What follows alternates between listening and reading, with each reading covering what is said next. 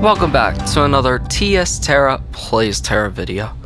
Today, I finally have for you a CS hard mode guide. Now, before we get into the action, I want to talk about this temperature mech. If you ever have done the 5th floor Dreadspire and Fight Kill Sake, you will kind of understand this mechanic. It's a little different in CS hard mode. Basically, the boss is going to give 2 color debuffs, an ice and a fire. You want to make sure the whole time you keep that bar close to 50. Too many people are ice, it's going to go to 0. If too many people are hot, it's going to go to 100. Or fire, it's going to go to 100. So basically, if you want to read through these notes, there are some good tips for you.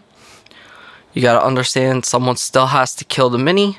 There's a lot of mechs from normal mode, but this temperature mech is very important. If at any time it hits 100 or 0, it's an instant wipe for the team. Alright, now let's get into the actual dungeon. Just like normal mode, Kasaic will do a roar. Healers, you need to basically heal through this. Iframes can help save you on some tick damage. Tanks can block, but honestly it doesn't do much. Colors. This goes along with temperature mech. As you noticed, from tank perspective, the right side was ice, the left side was fire. That will be the same throughout this whole fight every time he does this stomp. And as you see, he did a tail swipe. If you get hit by that, it will fling you either back or far outside of the map. Very important to not happen.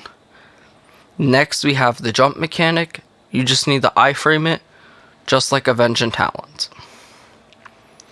Again, we have our color stomp. Ice storm. Basically, anyone inside the storm will turn to blue. So if you are fire, you have to get out. This is where that temperature mech and controlling is very important. Anyone who stays in will change. And again, as I mentioned, that can cause a wipe.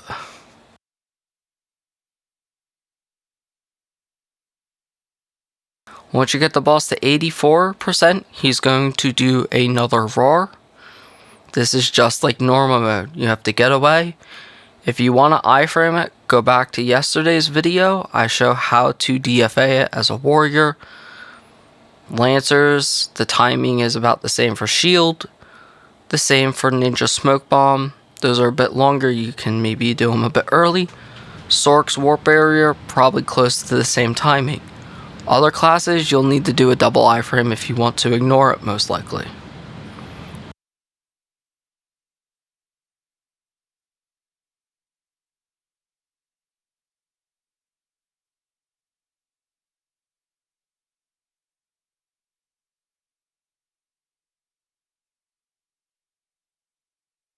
Mind you, throughout this whole fight, you're going to have to change your color because if the debuff hits 0, you will die. And we'll go over later in the video why dying is bad, especially in this dungeon. Feel the Fear and Fear the Rage are the same as normal mode, except for he will do a double spin. Basically, you can see I am red, so I need to go out. Match red with red, and now the red aura is going to be inside, so because I'm turned blue, I want to stay. Oh no, I was red. Yeah, so red needs to go in now. That's the only difference with that mechanic, is that you just got 2 parts to it now. Pay attention, it will always work the same way as normal mode.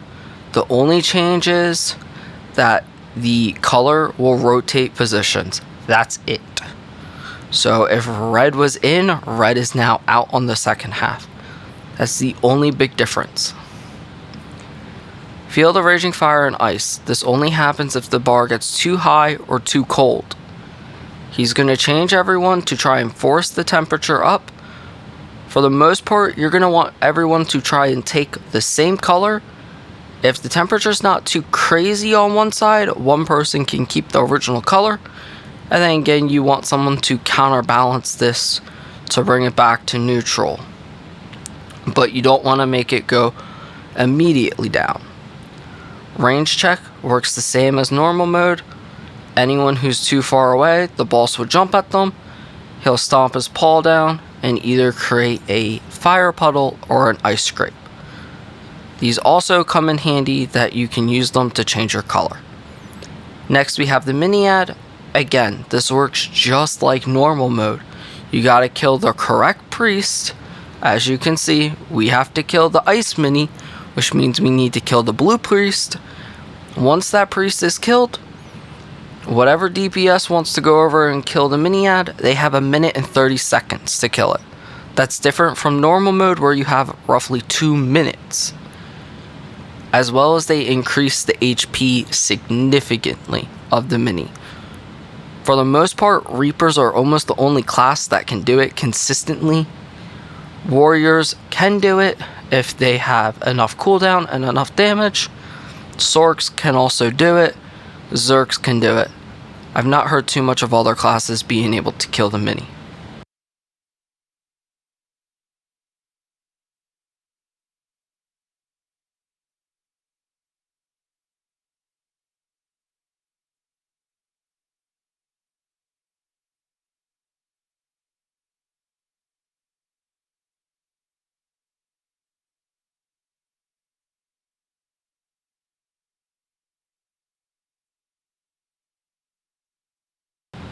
Here we have Rage. Again, this works the same as normal mode. You gotta do opposite colors. Blue was in, so now blue is going to be out. I'm saying where the aura is.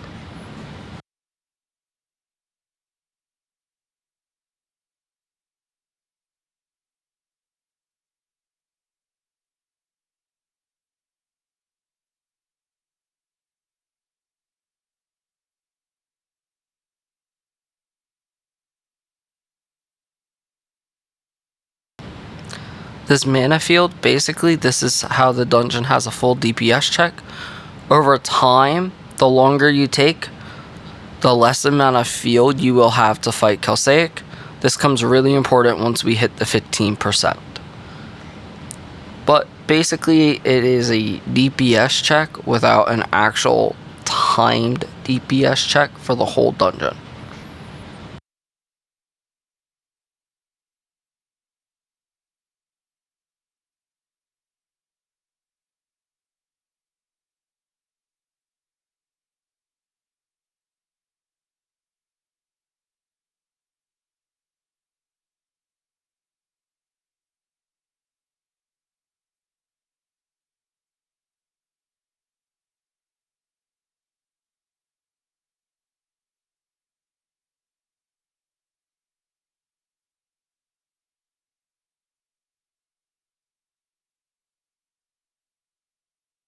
Firestorm.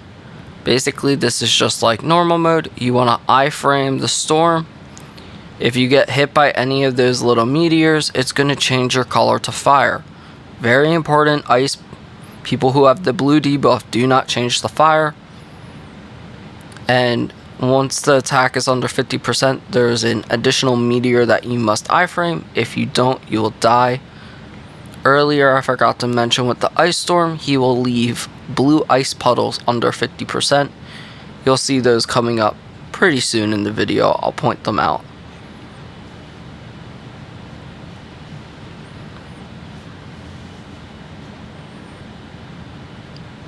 Also, there are 2 mini ads in this dungeon just like normal mode.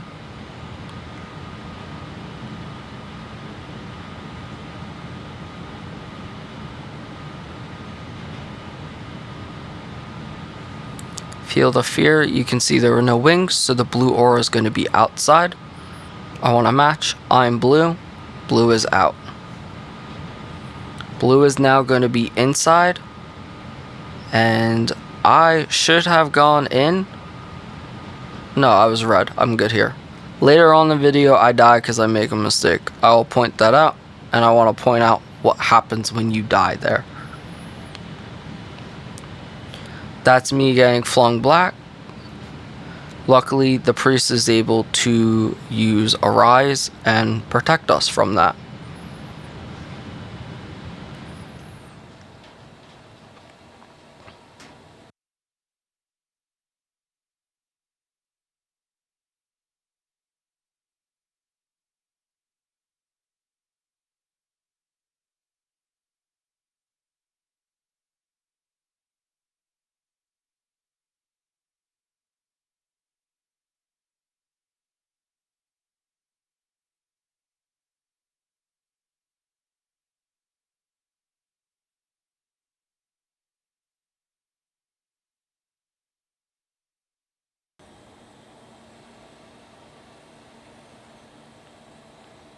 As you can see, we are under 50% now, and there should be those blue ice puddles.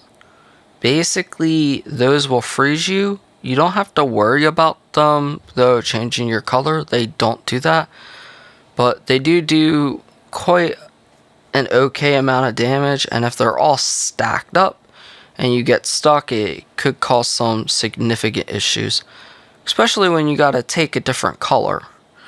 You might be kind of trapped. So, important to place those wisely. As you can see, it's also important to play around fire puddles if you're ice carefully. That can change your color, and right now you can see our group has quite a bit of fire, and I don't want to be fire if I don't have to be. I want to keep that temperature under control.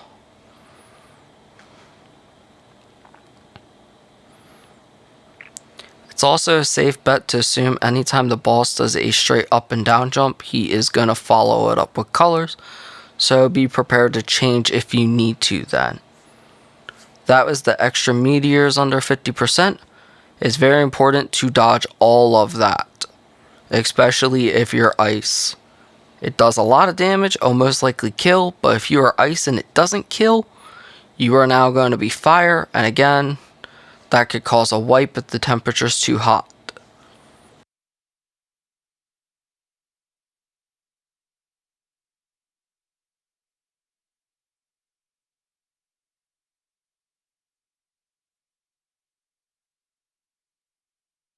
Here's where I make the mistake. You can see that mini ad spawning on top of my body.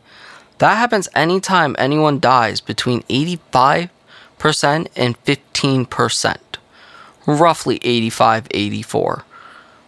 Basically, that little ad will walk around, it can hit people, it can eat your attacks, and if it hits you, it won't hurt necessarily, but he can stun you, which can cause an issue if you have to go out for fear and you get stunned. So it's very important to try to not die and keep those to a minimum. Now, you can stun them, they can be sleeped. You can also potentially kill them, but they are very high in health.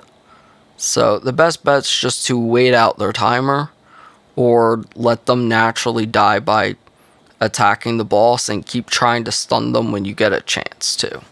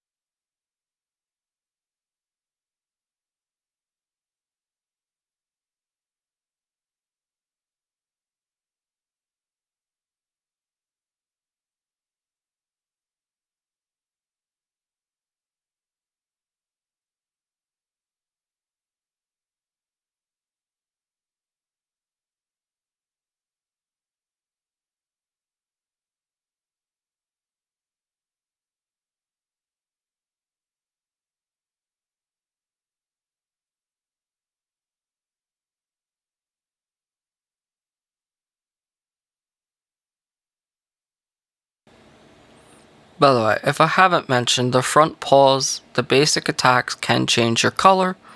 So if you need a quick change, you can always go to the front, but do be cautious that they hurt a lot. Tanks, you can block them. And you can block the color change. Arg, this is the 14%. You're gonna see, I'm gonna speed through this because this run was actually pretty bad. I died pretty early.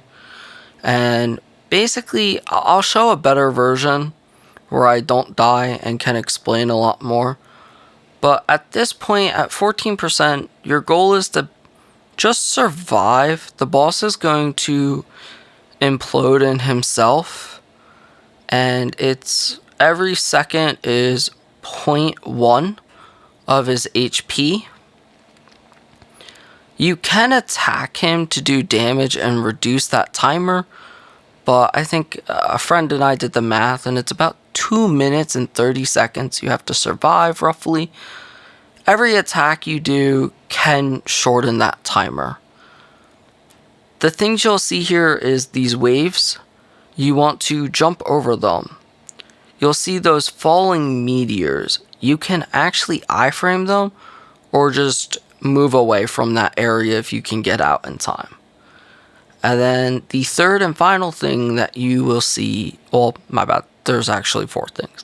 The third thing is the tornadoes. You just want to stay away from them. And the fourth thing is those ice puddles. And the ice puddles aren't too bad. They work like the ice puddles, under 50%. They'll just freeze you and do a little bit of damage. But again, if you get frozen inside of a wave or a meteor spawns, you most likely will die. You can see it. You can also move through the waves if you have a fast skill. I am blade waltzing through some of them. And like I said, you can iframe the meteors, or just get out of their little red circle. And yeah, just stay alive till the boss dies. So, and as you can see, we fight. I, at some point, unfortunately, do die in this video as well. But again, in this video, the team was also fantastic and able to finish out the fight. Melee DPS, I hate to say, it's kind of rough on this guy. I've been trying really hard the past few runs I have done to DPS him down. It's not easy to find that safe spot, and you're not going to find a safe spot. I've noticed Sorks have a bit easier. I'm sure archers have it a bit easier. They can be a bit farther away. Reapers, I noticed too, can attack a bit easier. But your whole group definitely doesn't want to be attacking unless you're really skilled. Because if everyone dies on that phase, it is a wipe still. The boss doesn't, But that's the dungeon. Here's a few extra mechanics. If you've done normal mode, you understand the puddles that fall from the sky. You can iframe them. If you don't move away or iframe them, they kill you on impact. They're in hard mode too. They're more toxic in hard mode because now you have to juggle temperature mech with puddles, and if you gotta change your color and a puddle spawns on you, you might have to miss your color and hope that he does color again, or be smart, move away from the puddle area, but still in the area of taking your color. Another mechanic is ha ha ha. I do not really have this recorded. It's very rare for me to see this. But from what I was explained, when the boss stuns anyone, and it's a weird stun, that he will say ha ha ha and jump to that person, or he'll like barrel roll or do something weird and push the tank out of the arena. It's just a weird mechanic that you don't see too often. Just don't get stunned. From what I understand, it's pretty obvious. It affects healers more. The swirl is similar to the tail, but instead the boss will put his paw up in the air and he'll do a spin. You want to iframe this. I believe it is also blockable. and healers can shield it. Lancer can shield it to prevent the pushback. It doesn't really do damage, but it can push you out into corrosion and kill you. It can push you away to where then the boss does range check on you. Once you see it, you'll understand. Just watch out for the front paw. Like, he'll basically be waving to the tank and do a slash and a swirl. Parasites. This is a mechanic that can be avoided. I don't feel comfortable giving the details on how to avoid this mechanic on video, as it could be a glitch, so I apologize. I'm not going to tell you guys how to cheat it, but I'll explain it. Basically, every time the boss does the double or color stomp, but does the second one, and you'll see like back to back too, he's going to give a parasite to one person. Depending whether if the boss is enraged or not, depends whether if it goes to the farthest person or closest. Anyone who knows if enraged is farthest, go ahead and put it in chat. Or put it in the comments. I'd appreciate it. I really don't know. But I do know 1 stack is like 1k damage, 2 stacks is something else, and then 3 stacks is 100k damage, and yeah, you're like dead. Here's a recap of Fear and Rage, in case anyone's like, I really don't understand it.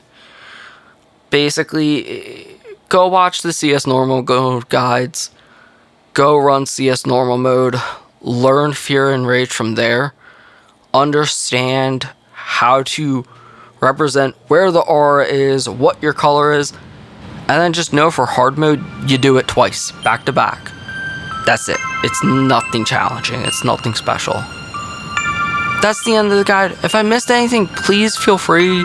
Put stuff in the comments. Hope you enjoyed. Hope this is helpful. And as always, hope to see you around in Aboria, gamers.